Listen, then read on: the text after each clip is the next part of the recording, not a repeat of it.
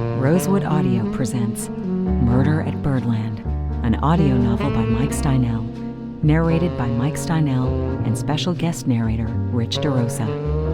Murder at Birdland is a work of fiction, loosely inspired by the lives and experiences of jazz musicians in the late 1940s who performed in and around 52nd Street in New York City. All names, places, and incidents depicted in this novel are products of the author's imagination. Any resemblance to actual persons, living or dead, or to real events is purely coincidental. And now, Episode 12. Chapter 23. The Fire Drill.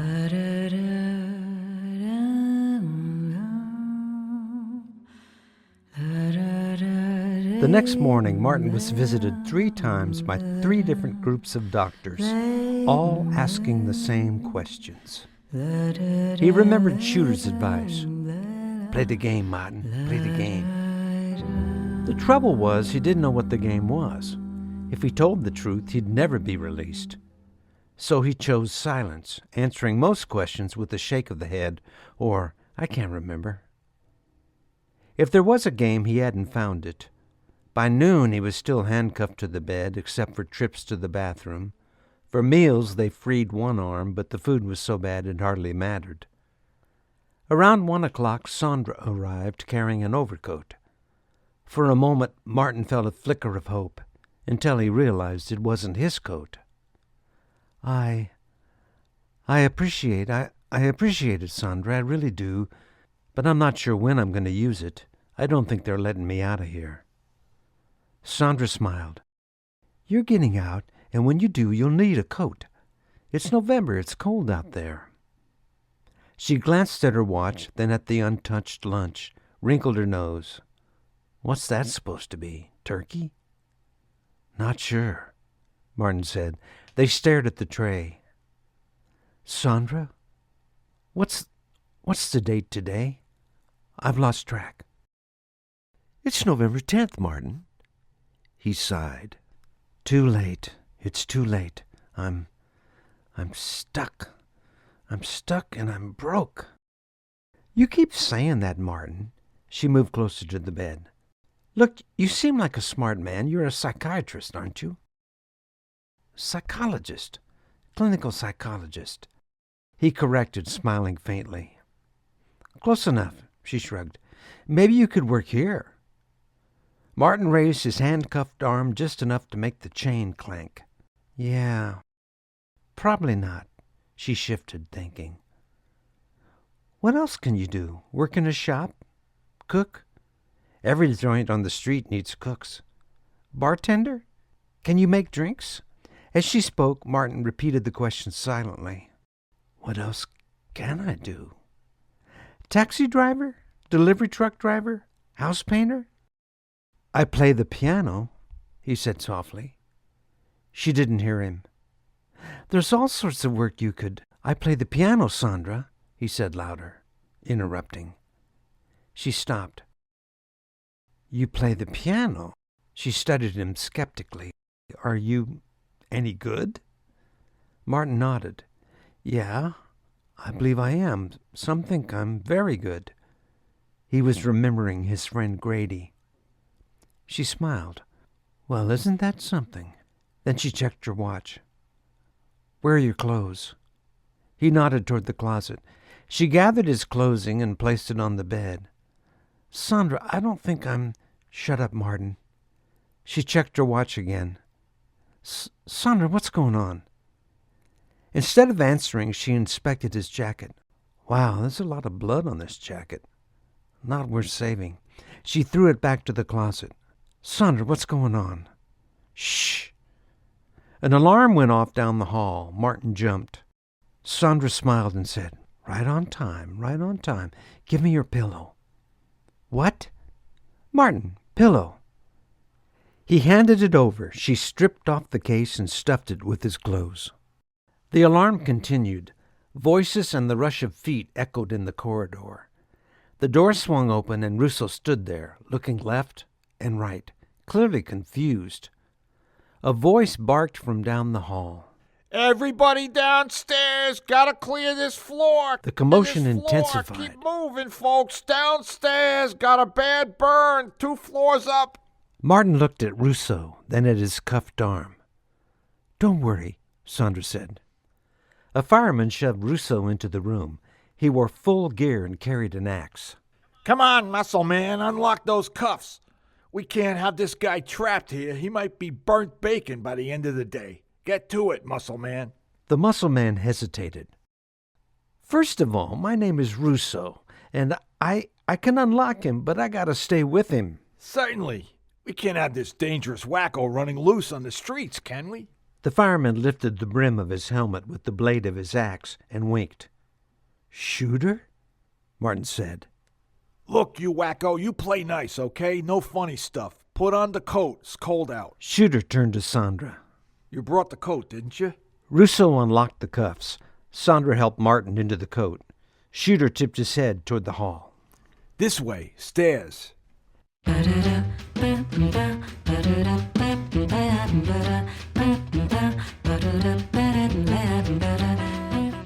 They moved down the long corridor toward a landing, stairs on one side, elevator on the other. Shooter led with the axe. Russo stayed close to Martin. Sondra followed. The alarm still rang. Only 2 people remained ahead. Everybody downstairs, outside. There was a loud thump, then a scream. Sondra lay on the floor behind them, clutching her foot. "I tripped. My ankle. I think it's broken." Russo, help the girl. Shooter said as he grabbed Martin's arm. I got the wacko. Then pointing with his axe.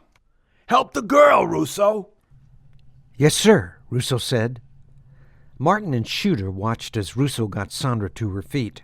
He tried to help her walk by supporting her with his shoulder.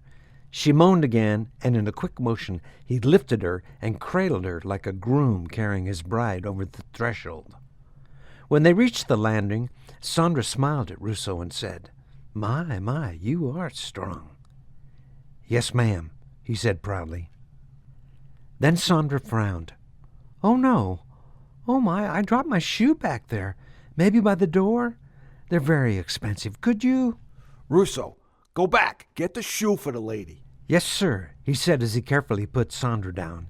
He headed back down the hall, then noticed that the elevator doors were propped open with a trash can. "Hey, we're not supposed to use the elevators in a fire, are we?" Excellent point, Russo. When Russo disappeared around the corner, Shooter kicked the trash can aside. Let's go. The elevator was old and the doors moved slowly. Shooter pounded on the button and muttered, Come on, come on. From down the hall, Russo shouted, "I can't find it." Keep trying. Martin looked at Sondra. "What about your shoe?" Sondra smiled, lifted it, and slipped it on. "I guess I was mistaken." She pulled Martin's shoes from the pillowcase. "Put these on." The lobby was chaos. Gurneys, shouting nurses, confused patients.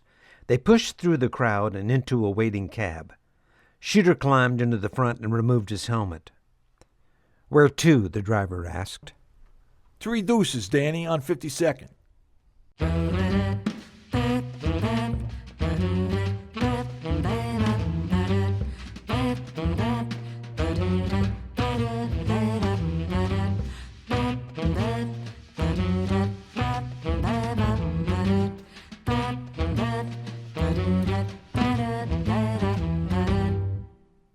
Chapter 24. Puppies. Joey set 2 whiskeys on the bar and frowned at Martin. "What's he doing here? I ain't supposed to serve customers when we're not open, Shooter. You know that." Come on, Joey, have a heart. He got mugged, cleaned out. 2 days in Bellevue. Shooter pleaded. He needs a drink. Martin glanced at the large helmet on the bar. "Shooter, where'd you get the outfit, the firefighter stuff?" Martin, this is bunker gear, man. The real deal. How did you?" My wife's brother, my brother-in-law, Tim Mulligan. Martin looked at the large number on the hat. "That number, that's the station number, right?" Actually, Martin, this is called the engine number. But you're right, it identifies the station. The FDNY has it all organized by numbers. Engine numbers, ladder numbers, battalion numbers. My wife has 3 brothers. They're all firemen. Irish, you know. Runs in their blood, I think. Seems crazy running into burning buildings. Don't seem like fun to me, but they like it. So, Engine 54, where's that station? Midtown. Martin thought of the firefighters at the Midtown station who would die 5 decades later on 9/11. He took a drink and asked quietly, "Shooter, what you did today?" Yeah, that was fun, wasn't it?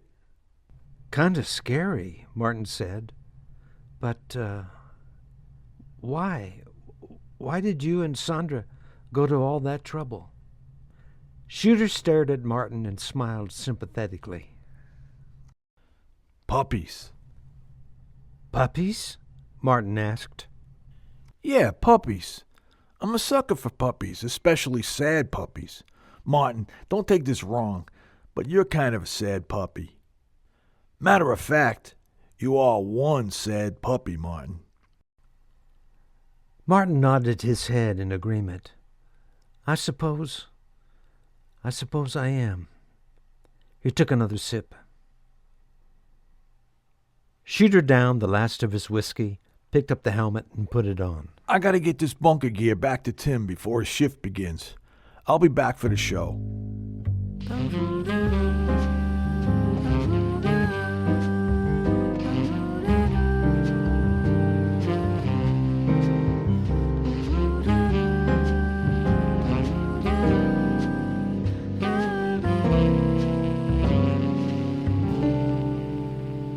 While they talked, Sondra had been at the piano, picking out a melody one note at a time. After Shooter left, Martin stared into his drink, his thoughts drifting back to Birdland. "Too late, Martin. You're stuck. Like Steve, the paint store man." He watched Sondra as she sang softly, testing each note. She had a lovely voice, a creamy mezzo, maybe an alto, perfect for jazz. The club was dim, lit only by a bulb at the bar and a lamp near the piano, casting her face in a sidelight like a 17th century portrait. Again he wondered who she reminded him of. She tried the phrase again, adding chords, then stopped and pounded the keys. I can play for you," Martin said, "if that would help." "Martin?" Sondra was startled. "I thought you left with Shooter." I know that song. I can play for you if you want." "Oh, that's right. You said you play the piano." Her eyebrows lowered. Her tone was doubtful. "I know Body and Soul. I can play the chords, and you can concentrate on the singing." She slid off the bench and pointed to it. "Okay, let's try it." Martin sat at the keyboard, composed himself, and played a 2-bar introduction, then nodded to Sondra. She hesitated, surprised by the smoothness of his playing, and missed her entrance. They stopped. "Let me try it again," she said. "I'll get it this time." And she did. She came in strong on the first phrase. "My days have grown so lonely. For you I sigh. For you, dear, only." They blended together easily, the Kochek girl and the amateur pianist from Topeka. When she sang the last line, Martin began soloing. It was a tune he had played 1,000 times. He knew all the great recordings, Coleman Hawkins, Ella Fitzgerald, Billie Holiday, and Tony Bennett. After he had played 16 bars, he cued the bridge, and Sondra entered. When the tune ended, she stared at him. No smile, no frown. She was stunned. He was confused. "Did you not like it? Maybe I shouldn't have soloed." "Martin," she said in a soft voice, "you can play. You can really play. Wow, I didn't expect that. You sound, modern. Was it okay for me to solo? I didn't know but it felt okay, huh? Martin said apologetically. Are you kidding, Martin? That was beautiful. I loved it. Sondra turned toward the bar. Joey, did you hear that? The bartender grunted. Don't mind him. Can we do it again? They started once more, but Martin stopped after the first phrase. Can I make a suggestion? She stiffened slightly. Okay. It's good, he said quickly, but I think this key's not right for you. He played a few chords higher. Try it here. Sondra nodded and joined in. When she sang the last line, she laughed. You're a genius. That was so much easier. What key is that? E-flat. That's the key Carmen McRae and Tony Bennett use. Who? Sondra asked. Just some singers, he said carefully. What else are you working on? They played 4 more songs. This is fun, she said. Can we try All the Things You Are? Without hesitation, Martin launched into an introduction. Sondra began singing, but not singing the words. Instead, she sang, do, do, ba do, boo do, boo do, do, boo do, boo do, boo do, be, bo do. Martin stopped playing. Sondra looked at him. What's wrong, Martin? Why don't you sing the words? Oh. Sondra wrinkled her brow and smiled an embarrassed smile. I don't know them yet. I was just working on the melody. Well, what you're singing is very pretty, but I think the first thing a singer should do when learning a new song is to learn the lyric, the words. If it's a good song or a great song like this one, everything important is in the lyric. Even great horn players like Dexter or Miles pay a lot of attention to the words. If you don't know the words, you don't know the song. It's just a tune. A song without words isn't a song. It's just a tune. Martin watched her face. He was afraid he had hurt her feelings. She frowned, then smiled. Martin, I want to hire you to be my accompanist and coach. I think you can really help me. I want to sing, Martin. I just want to sing. In the clubs or with a big band. I want to hire you for coaching, and maybe you can play for me when I go for auditions. What do you think? Martin, although he had no other options, hesitated. He had been so engrossed in making music that he had almost forgotten his situation. That is, being stranded in 1949, nowhere to go, and no money in his pocket. I guess, yeah, sure. Coach you? I can do that. Coach, sure. Auditions? Yeah, sure, of course. As he spoke, he grew more animated and excited. He now had a small shred of a future. The thought of spending time with Sondra was more than pleasant. Okay, great. What do you charge? Martin shook his head. I have no idea. He stuttered a bit, then blurted out, You decide, whatever the going rate is. Actually, I don't really know. Sondra gathered her sheet music that had been on the piano and looked at her watch. Oh my, it's late. It's 5 o'clock. I need to go back to my place and change. We open at 6. She began putting on her coat. I'll ask around and find out what people get for vocal coaching. Right now, I got to scoot. Martin stood as she put on her coat. Sondra turned toward the bar. Don't worry, Joey. I'll be back before we open. Joey looked up and nodded toward Martin. Hey, buddy. You're going to have to leave. Sondra paused. She looked at Martin, then Joey. Look, Joey, can't you let Martin stay? I don't think he has. She looked at Martin again. Do you have some place to go? Martin stuttered again. I don't have any. I'm kind of stuck. But don't worry. I'll figure it out. Come on, Joey. Let him stay. Can't do it. Rules is rules. Damn it, Joey, Sondra said. You are one hard-nosed cat. She held the door. Come on, Martin. Come with me.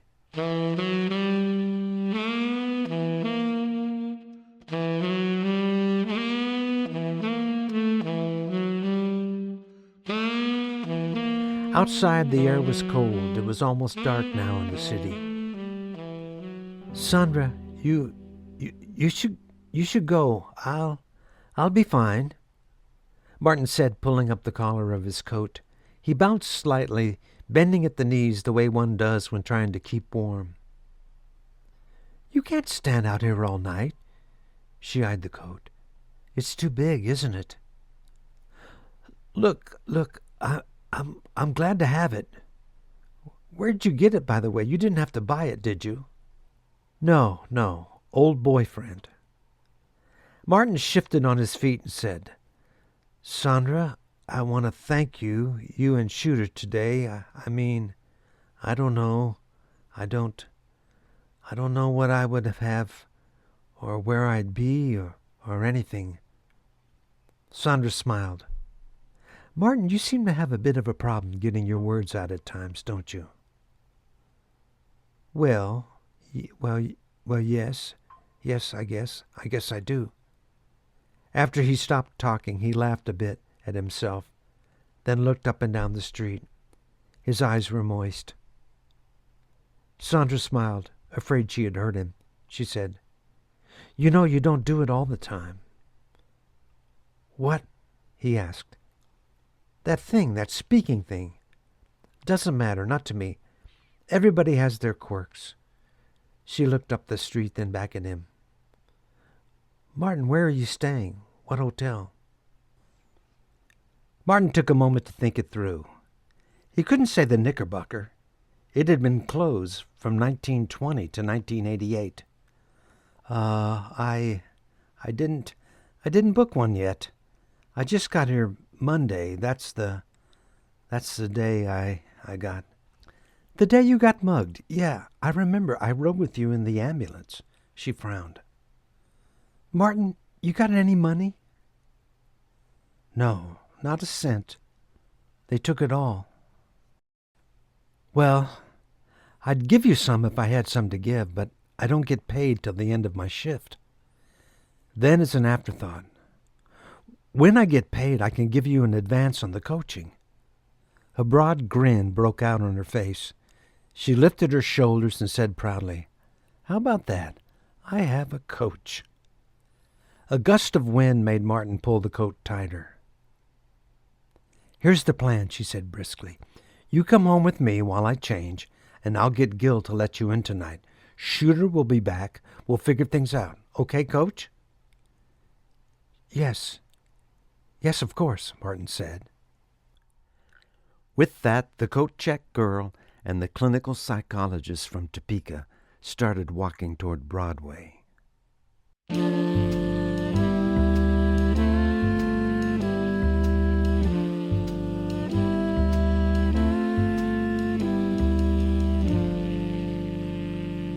Chapter 24.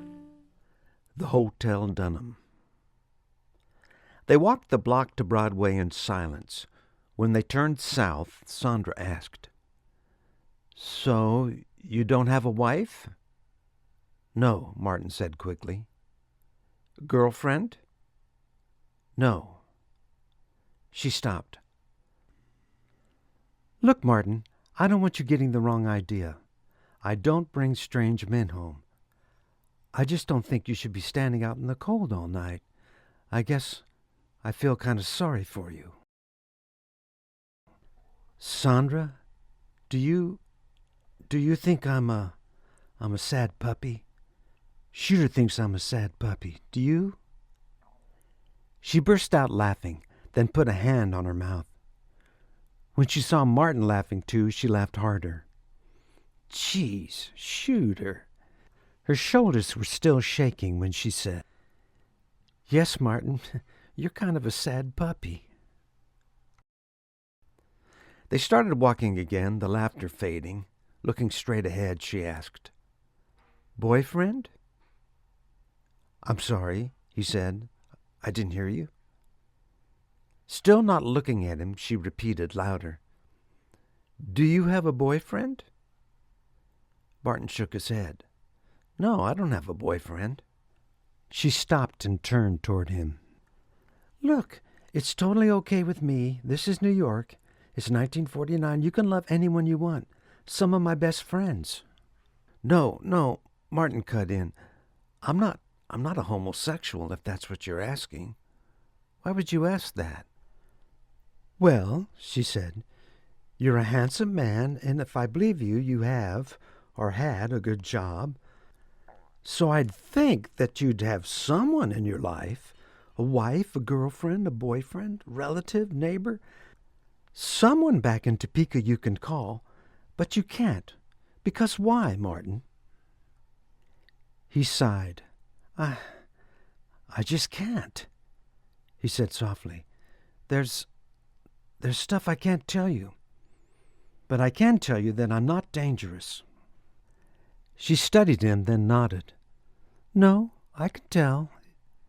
You're not dangerous, not at all. Just peculiar."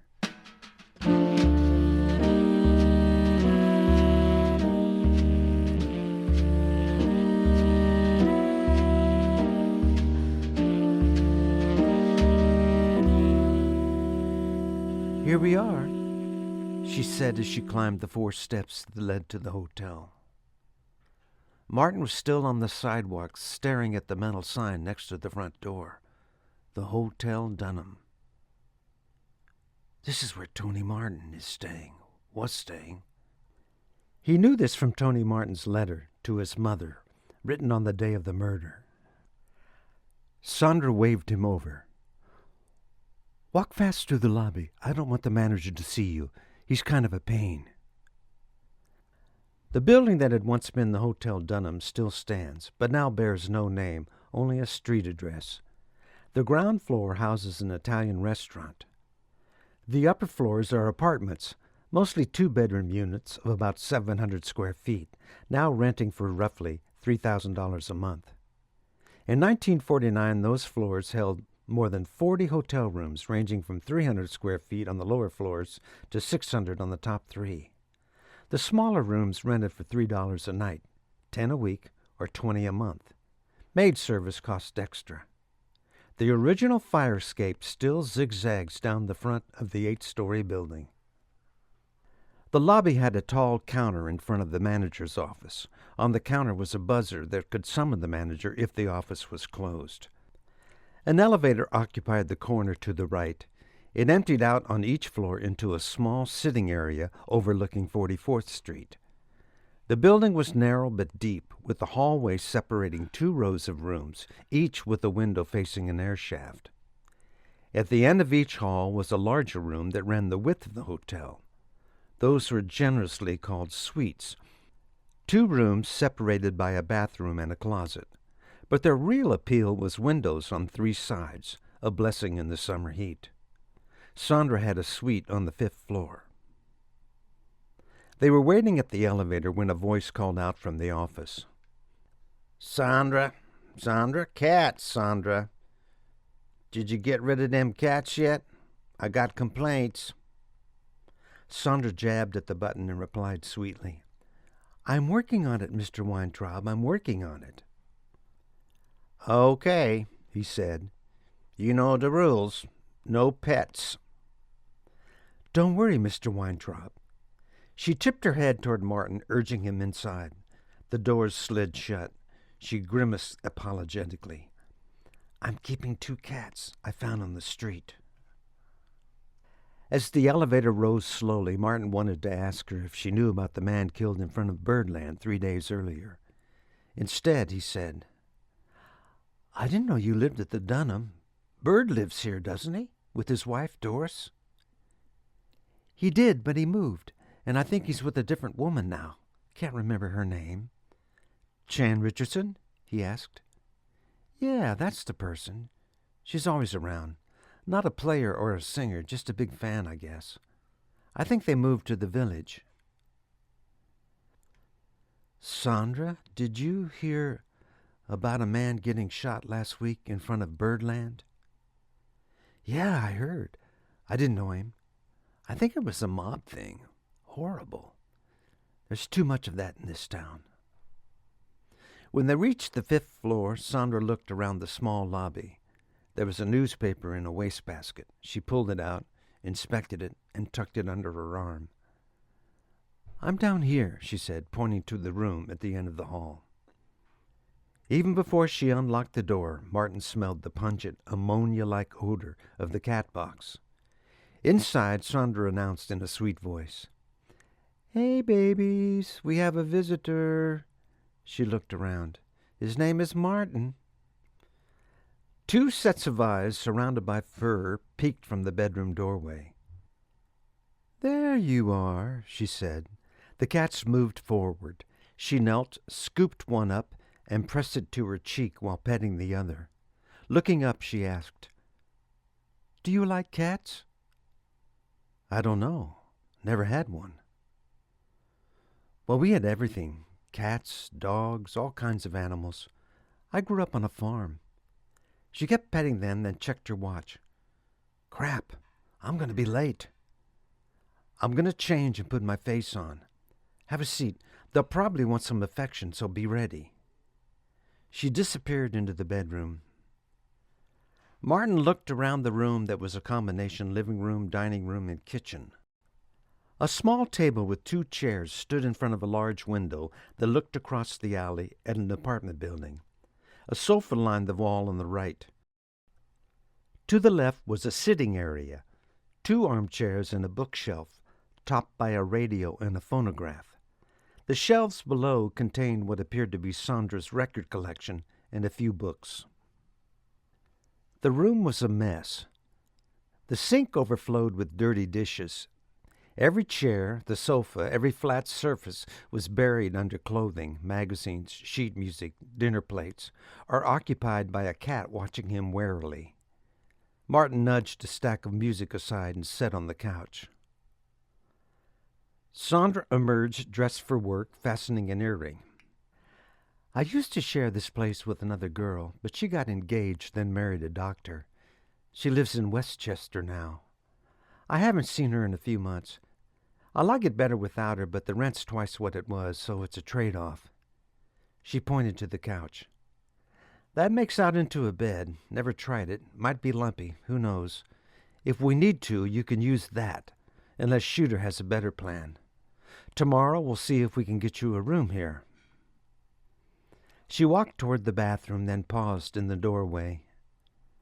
So you don't have a wife, no girlfriend, no boyfriend, she hesitated. Are you in trouble with the law? No, he protested, then added, Well, kinda, I guess now. I'm an escapee from Bellevue Hospital. Should I be worried about that? Will they try to find me? Doubt it, she said quickly. Pretty sure one more loony on the street isn't going to bother them too much. It's a big town, New York. Martin still hadn't taken off his coat when one of the cats jumped on his lap. He stroked it. It purred loudly. There was the sound of a toilet flushing and the soft spritz of a perfume bottle. Sondra appeared, saw the cat on Martin's lap. Ah, there you go. He's made a friend. That one's name is Prez. He's friendlier than Billy, the other one. So do you want to go with me now or come to the club later? She didn't wait for an answer. Look, stay here and come later. I'll tell Gil to let you in without the cover. You're a player. She grinned. You're my coach. Her eyebrows lifted. Imagine that. I have a coach. She pulled a key from her pocket and pressed it into his hand. Here you go, coach. See you later. She was gone before he could respond. Martin surveyed the room. Its disorder was disturbing, and the smell was unpleasant. In the bathroom, he found the source. A cardboard box filled with shredded, urine-soaked newspaper. The odor of cat urine mixed oddly with her perfume. He opened the medicine cabinet and found the bottle. It was French. He tried to say it. L'air du temps? So that's what it's called. Why does it feel so familiar? The answer would have to wait. He got to work. Sondra had left at 5:45. By 8 o'clock, Martin had washed the dishes, gathered the clothes that were strewn about, folded them, and placed them in one pile on an armchair. He had carefully organized the newspapers, magazines, and sheet music into piles and placed them in the bookcase. He bagged the pea-soaked paper, dropped it down the trash chute in the hall, and replaced it with new. Still bothered by the pile of clothes, he decided they belonged on hangers. In the dark closet, he fumbled to find the string for the light. Once the space was illuminated, something shiny caught his eye. On the shelf above the clothes rod, high up in the corner, was a trophy. The top of the trophy was a golden woman wearing a golden tiara and holding a golden bouquet of roses. The golden woman sat on a wooden base with a brass plate. On the plate were the words, "Talent winner, Miss Nebraska Pageant, 1945," and a name, Sondra Bernarczyk. Martin stepped back. He dropped some of the clothes he had been holding. He whispered, "Bernarczyk, of course, that's it. She's Professor B."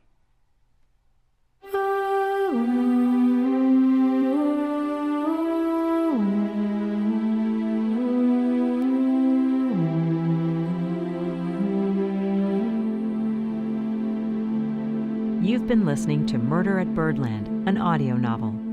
To learn more about the author and the story behind the music, visit murderatbirdland.com or mikesteinell.com.